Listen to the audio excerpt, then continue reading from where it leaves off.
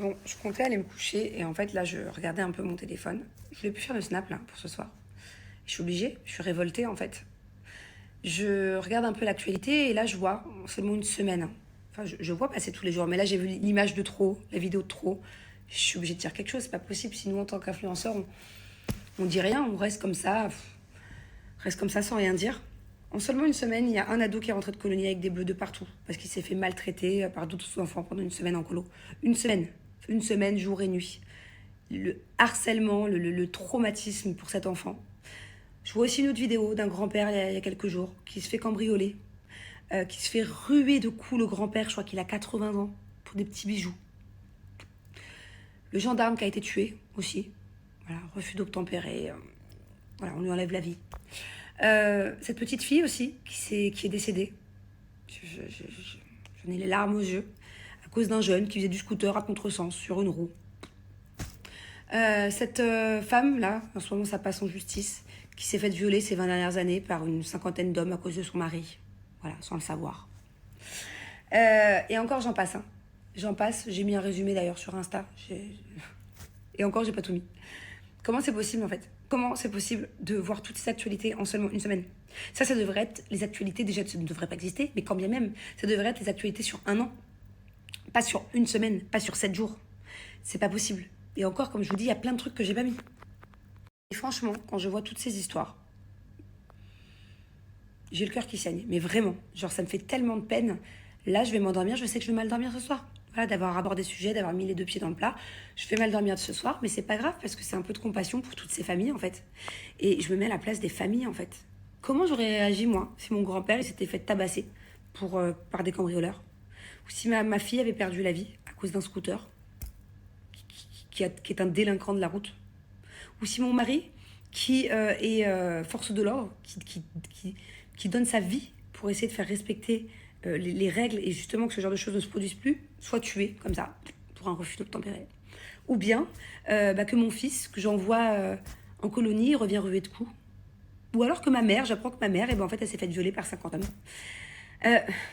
Enfin, mettez-vous à la place des familles. Et en fait, on peut que avoir de la compassion. Et on peut que trouver un seul point en commun à tout ça. Et à mes yeux, voilà, à mon sens, on n'a peut-être pas tous le même avis. Voilà, la liberté d'expression, la liberté de penser. Mais moi, ce que je pense, c'est que le seul point en commun dans tout ça, dans toutes ces histoires, et encore, hein, on en passe, hein, c'est en 2024, 2023, tout ce qui s'est passé, les actualités. Le seul point en commun dans tout ça, c'est que c'est la justice en fait. C'est que en France, les criminels, les délinquants, tous ceux qui font ce genre de choses, voilà, qui se permettent de rouler à contresens.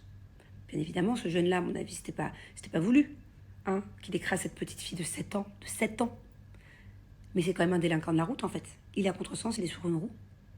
Que ce soit ça, donc tous ceux qui font bordel sur la route, là, du coup, et qui créent des victimes, que ce soit les cambrioleurs, que ce soit les jeunes, les adolescents, qui se permettent de faire de l'harcèlement comme ça et de frapper un autre adolescent sans que ce soit puni parce qu'ils ont 11 ans ou ils ont 12 ans, ils ont 13 ans. Tout ça, le seul point commun, c'est que ces personnes-là n'ont pas assez peur de la justice. C'est que ces personnes-là, voilà, n'aient pas peur des sanctions. Parce qu'il n'y a pas assez de sanctions à mes yeux. Et ça, c'est dégueulasse. Ça, c'est se mettre à la place des familles et de se dire que, en espérant que sur ces 6 cas-là là, que je viens de vous citer, justice soit faite. Voilà, c'est pas encore fait, la justice est longue, en espérant que dorénavant justice sera faite. Mais jusqu'à présent, il y a tellement de cas où justice n'a pas été faite assez fermement, avec des peines assez lourdes, pour que dorénavant, les mêmes personnes qui ont l'habitude de reproduire les mêmes conneries se disent « Ah, on va y réfléchir à 2 fois avant de faire cette putain de connerie, parce que sinon, on risque gros ». C'est ça le problème, en fait. Le problème, il vient de là. Le nombre de délinquants, le nombre de criminels qui ne sont pas assez sanctionnés.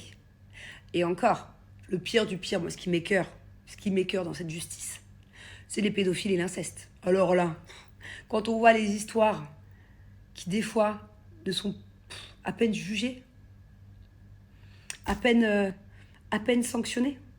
J'ai entendu des histoires, j'ose même pas les raconter ici sur les réseaux. Et encore cet été, on en parlait des fois, les barbecues.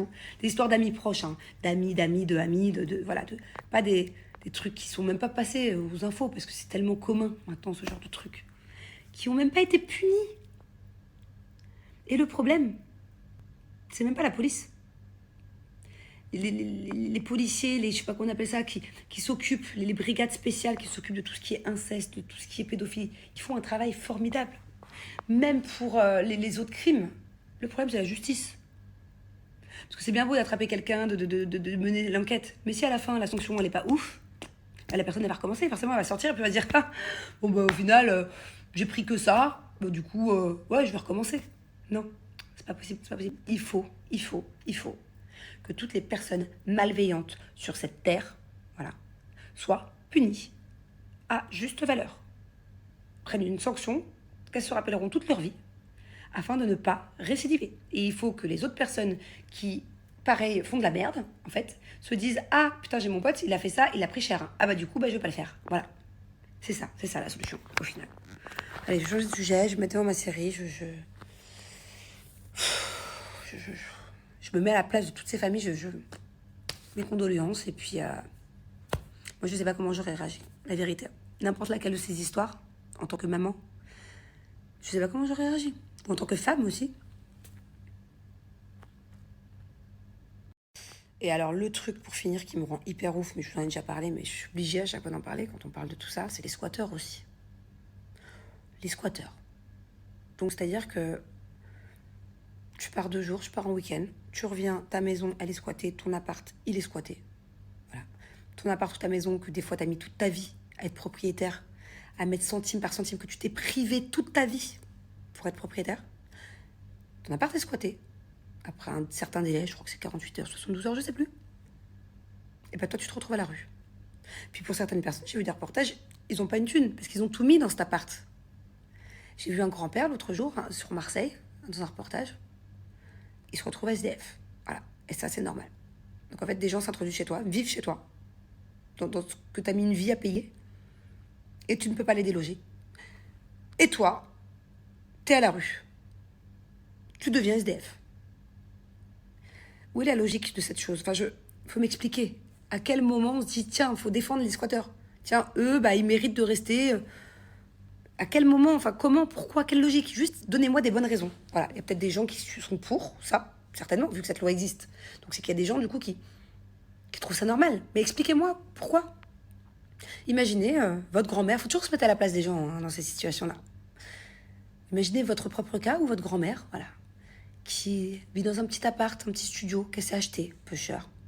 Qu'elle n'est pas partie en vacances pendant 50 ans pour être propriétaire, pour que ses enfants plus tard aient un héritage. Qu'elle s'est privée toute sa vie, que son frigo peut-être était vide pour ça. Du jour au lendemain, elle se fait squatter. Et elle se retrouve SDF. Elle dort dans une tente, dehors, dans le froid, à moins 20 degrés, moins 5 degrés l'hiver. Pendant qu'il y a quelqu'un qui est au chaud, qui profite de son chauffage, de son eau, de sa couette, de ses pulls. À quel moment? Donnez-moi, si j'ai envie de comprendre les gens qui sont pour ça. Et vraiment, sincèrement, vraiment, sans aucun jugement, enfin, si, je vais forcément vous juger, les gens qui sont pour, mais j'ai besoin de comprendre comment des gens peuvent être pour cette loi. Comment c'est possible? Comment c'est possible de récupérer sa maison, son appartement, des fois 2, 3, 4, 5 ans après? Complètement bousillé. Pareil, j'ai vu dans le même reportage un monsieur qui s'est fait squatter sa maison. Il l'a récupéré 4-5 ans après. Mais dans un état pitoyable, il y avait peut-être 200 000 euros de travaux à refaire. Il les avait pas. Donc la maison est une ruine, voilà. Toute une vie à la poubelle. Moi, je comprends pas. Voilà, moi, il y a des choses qui me dépassent. Et dans plein de pays, ça n'existerait pas, ça. Ça n'existe pas. Tout ça, ça n'existe pas. Toutes ces sanctions, toutes ces petites, légères sanctions pour des choses incroyables n'existent pas dans d'autres pays. Par exemple, ici à Dubaï, mais je ne vais pas vous parler de Dubaï parce que pour le coup, c'est vraiment l'extrême. Pour le coup, ici, on a vraiment carrément peur de la justice et il n'y a absolument rien de tout ça qui peut se produire. Mais rien, pas possible. Vous verrez jamais un jeune à contresens sur une roue qui percute un enfant. C'est pas possible. Voilà. Vous verrez jamais une maison squattée par des gens pendant 4 ans, pendant que le propriétaire devient SDF. Ça n'existe pas. Enfin, ça n'a pas de sens. Mais on va pas parler de Dubaï, parce qu'après on va me dire oui, mais Dubaï, c'est toujours plus, c'est complètement l'extrême. Ok, mais ne serait-ce que dans d'autres pays, ne serait-ce qu'en Europe, ne serait-ce qu'aux États-Unis, ne serait-ce que tout ça. Non, je suis désolée, mais on n'en est pas à un tel niveau à mes yeux, d'injustice.